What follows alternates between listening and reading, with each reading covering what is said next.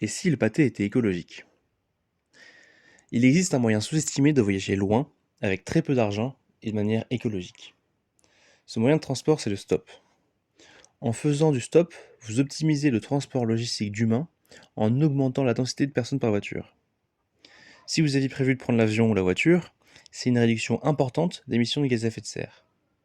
Si vous n'aviez rien prévu, mais que le faible coût du stop vous permet de voyager, c'est quasiment neutre. Pourtant, en tant qu'autostoppeur, on utilise une voiture, des fois sur de longues distances. On pourrait donc considérer que les émissions de la voiture se divisent entre les passagers et que lorsque vous entrez dans la voiture d'un conducteur seul, il divise instantanément par deux la responsabilité des émissions de sa voiture et que vous, autostoppeur, en prenez une partie. Faire du stop serait alors équivalent à faire du convoiturage. Mais cela n'a pas de sens, car vos actions n'augmentent pas les émissions émises. C'est uniquement l'initiative du conducteur qui crée des émissions qu'il n'y avait pas avant.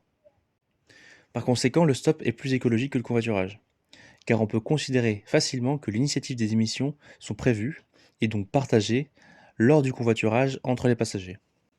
Un autre exemple intéressant est le pâté. Manger de la viande pollue, particulièrement la viande bovine qui émet du méthane et qui a donc un effet à court terme très mauvais pour le climat. Soit.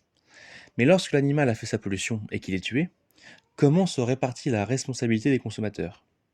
Les consommateurs qui achètent les pièces les plus belles et les mieux valorisées de l'animal sont bien plus acteurs de la production et donc de la pollution de l'animal que le consommateur de produits secondaires qui ne sont que revalorisation des tonnes de déchets animaux de l'immense industrie de la viande.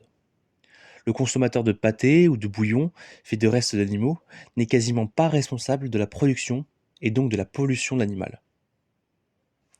Mais rapidement, on se rend compte de la limite de cette distribution de la responsabilité, particulièrement avec le transport en commun le plus polluant, c'est-à-dire l'avion.